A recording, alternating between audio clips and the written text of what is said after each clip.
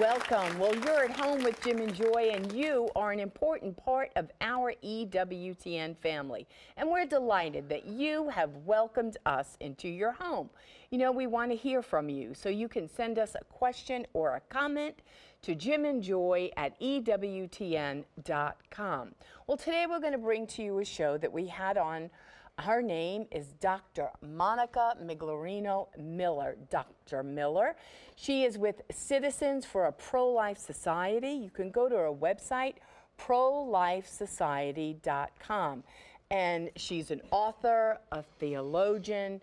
What describes Monica probably the best is she is a pro-life activist.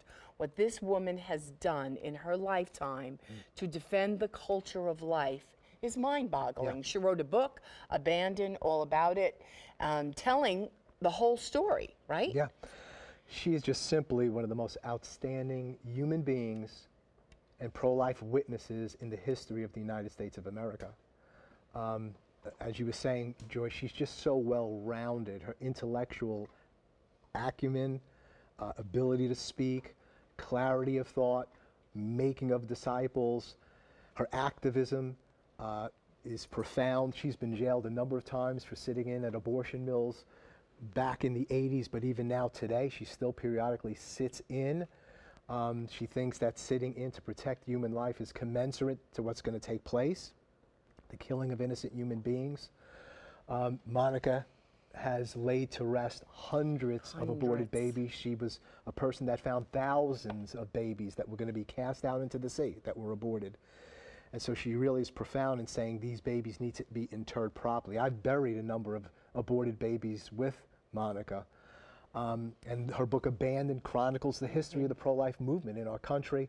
Many names there who the pro-abortion side would rather they just be forgotten. But she tells you about them. She tells you about the sacrifices, what's been taking place in our nation.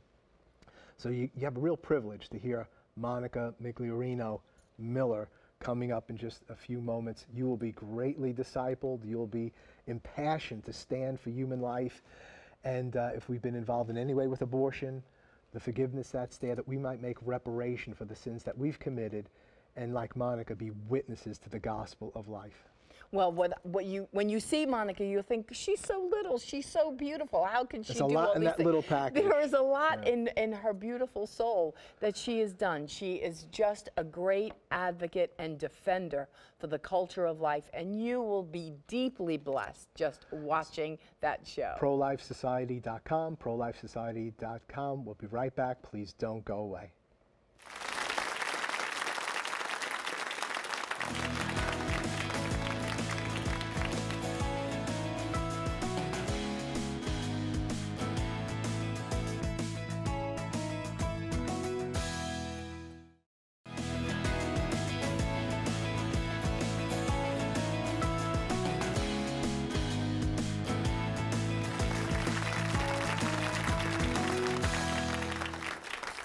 Welcome back. Well, you are at home with Jim and Joy, and we are so happy that you have joined us. Today, we do have a pro-life legend among us. Her name is Dr. Monica Migliorino Miller, and she heads up Citizens for a Pro-Life Society. She's a wife, she's a mother, she's an author and a speaker. She married 26 years to her beloved husband, Edmund, who she'll tell you, we're going to hear that great story, how they met, what a beautiful courtship. And so she's with us today. She's also a professor, and she teaches theology at Madonna University. And so, Monica, we want to welcome you to At Home with Jim and Joy. Well, one of the things I want you to tell our viewers at home, we want to hear about beautiful Dr. Monica Miller and how did you get involved and why did you get involved in the pro-life movement? Well, let's see. I was born. Oh, you want to start there? Well, I got involved when I was actually pretty young. I had just graduated from Southern Illinois University, which I have to say is like one of the most godless places on the planet. But I had had a very profound religious conversion when I was 21. And I went on a retreat during Holy Week in 1976 at the Newman Center that was connected to Southern Illinois University. And at the retreat, I met a woman named Shirley Parks, and she changed my life. She was involved in something called the pro-life movement. Now, I hadn't even heard of such a thing. And this is 3 years after Roe v. Wade, but I guess I was, doing my own thing. And pro-life movement, what is a pro-life movement, right? Wow. So I started to pal around with Shirley, and she introduced me to various pro-life organizations. I went to pro-life meetings. I was really getting my feet wet. She gave me really good books to read. I mean, I cut my teeth on Wilkie's Handbook on Abortion, and Hilgers and Horan, Abortion and Social Justice, which was actually written in 1972, published in 72 in anticipation, right? So this opened up a whole new world for me. And I was grabbed, and it's been full speed ahead ever since. And then when I moved to Chicago to study theology at Loyola. And I was by then maybe 23, 24. And a woman at my parish, St. Ignatius Parish, Marcita Hecht, said, Monica, why don't we go to a pro-life meeting? I says, okay, fine. So she takes me down to downtown Chicago at the headquarters of the Illinois Right to Life Committee. And this was in 1978.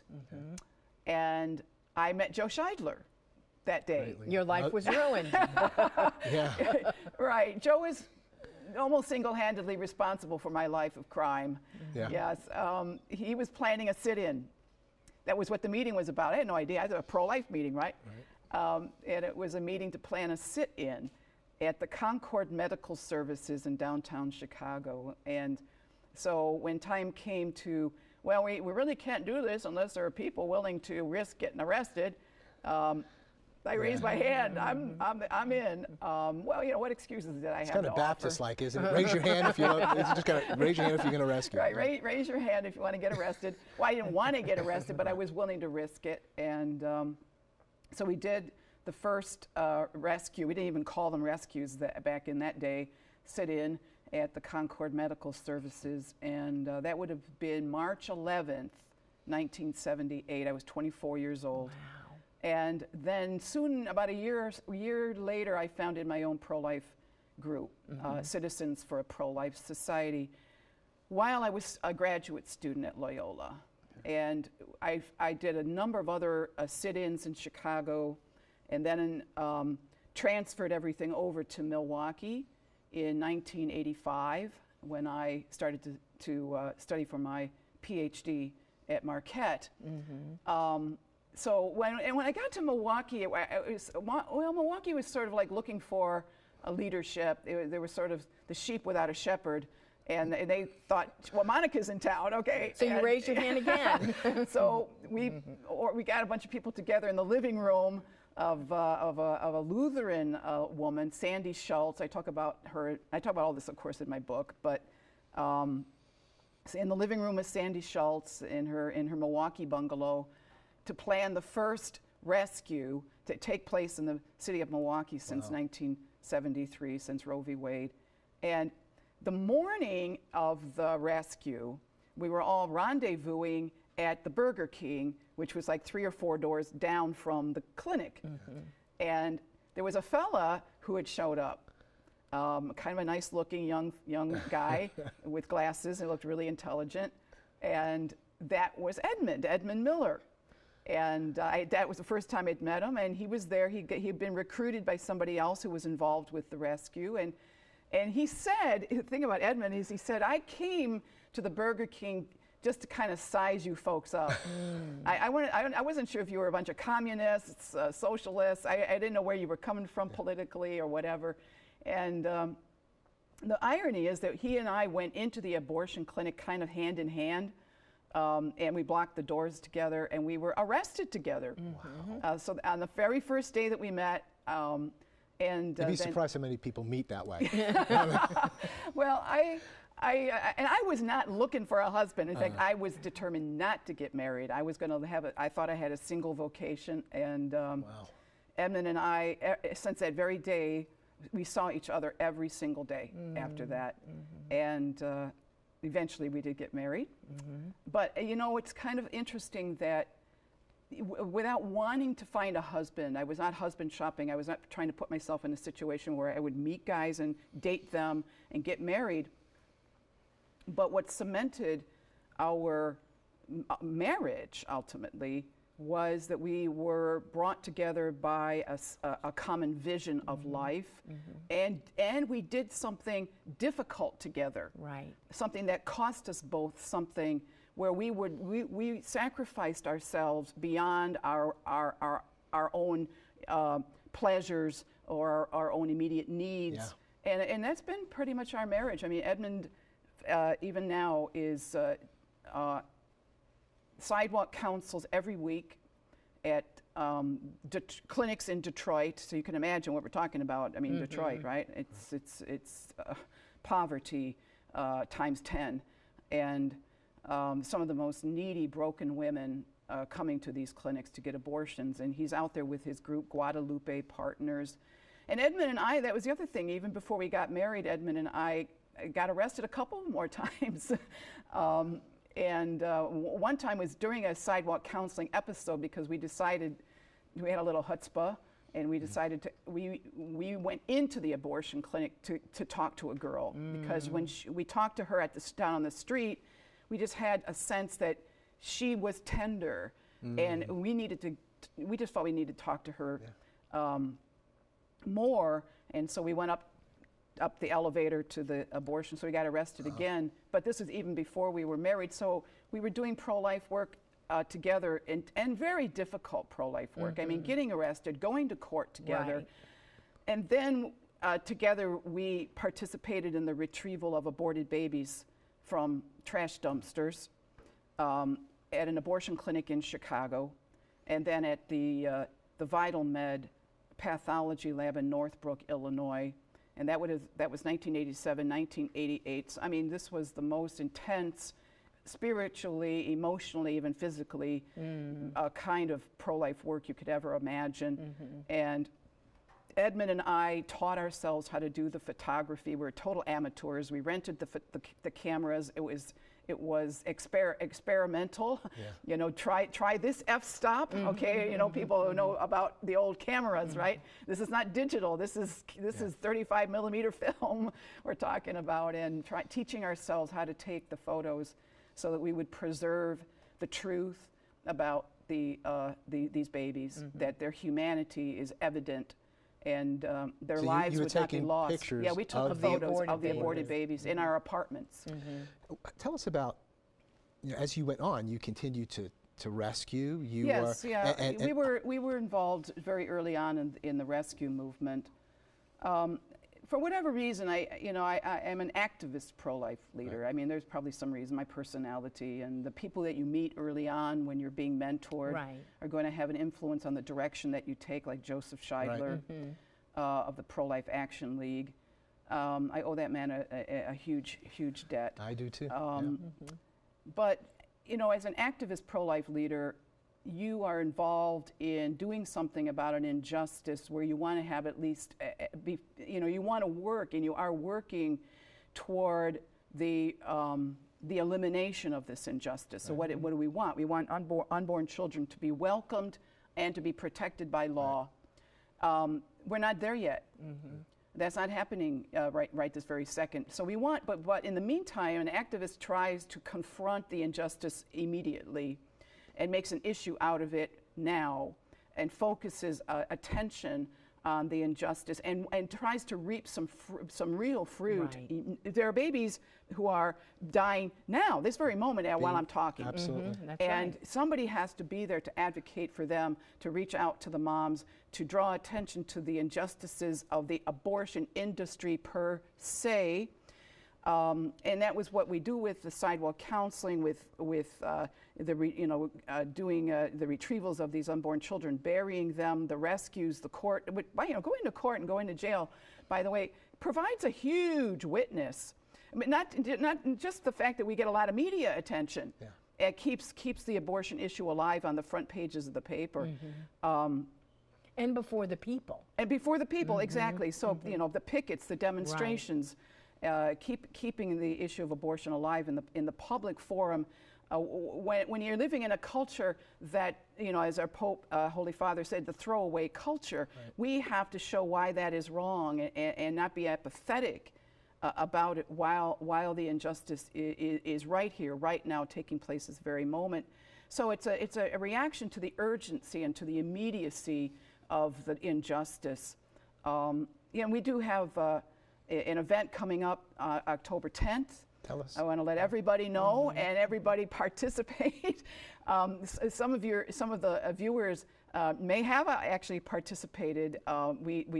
I'm one of the national organizers of the Protest PP, Protest Planned Parenthood pickets. Yes.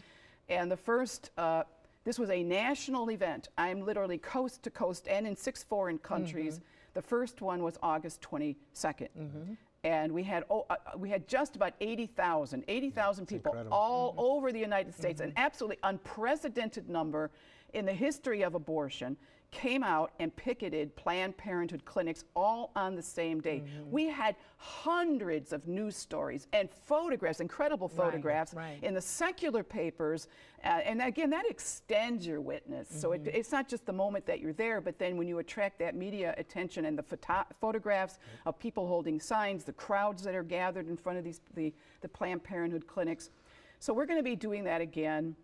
And we are, you know, prompted to do these major protests of Planned Parenthood because of the Center for Medical Progress videos that have shown that not only are we murdering, killing innocent unborn children in the abortion clinics, but a further desecration, the further barbarity of harvesting body parts and putting them up for sale.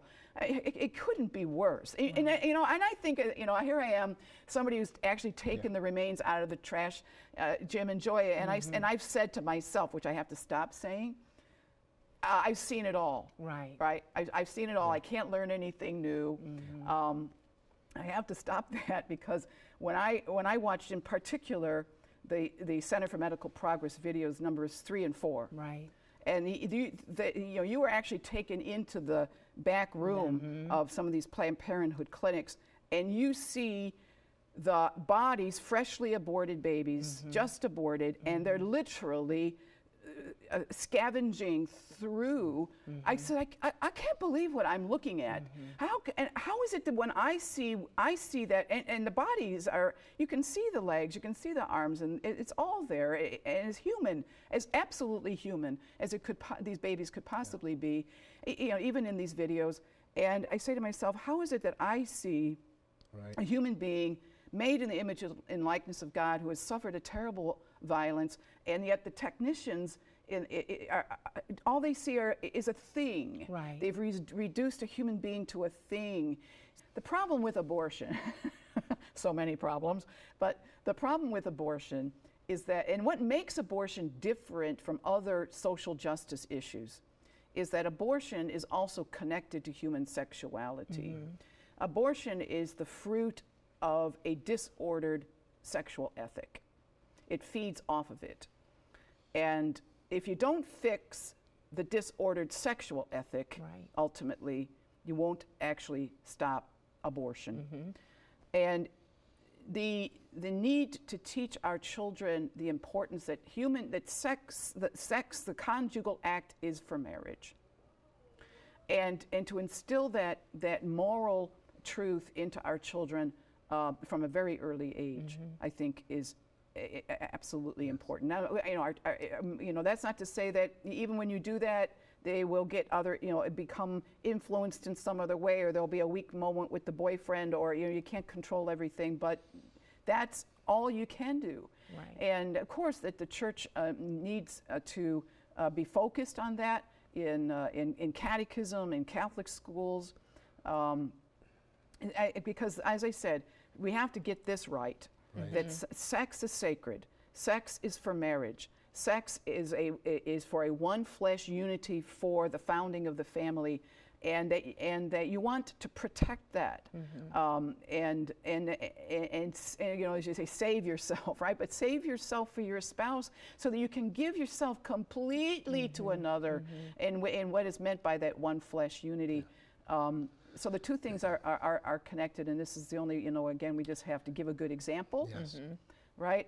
And always let people know, of course, you know, that there is mercy and forgiveness, and that they can start again. It's not all lost, you know, once you've committed sin or whatever. So. And speaking about resources, especially for those in crisis pregnancy, or maybe you've had an abortion and you're in need of healing, go to optionline.org, optionline.org, or call 800-712-HELP, 800-712-HELP, or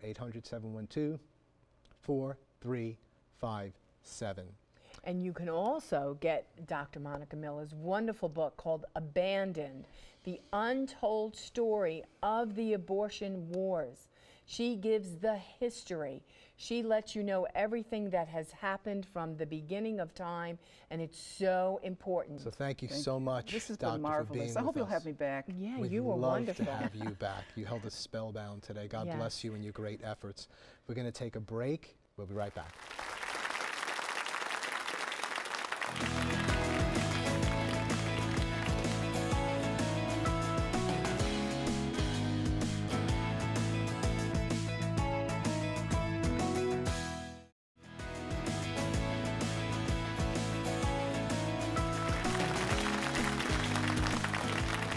Welcome back. Well, I know that you enjoyed that show with Dr. Miller. She certainly is an outstanding human being for the pro-life cause. Well, please join us on Monday when our guest will be Sue Eck. She will be discussing the church's teaching on the sanctity of human life and the effectiveness of natural family planning methods. Remember, you are always at home with Jim and Joy. You are an important part of our EWTN family. God bless you. Bye now.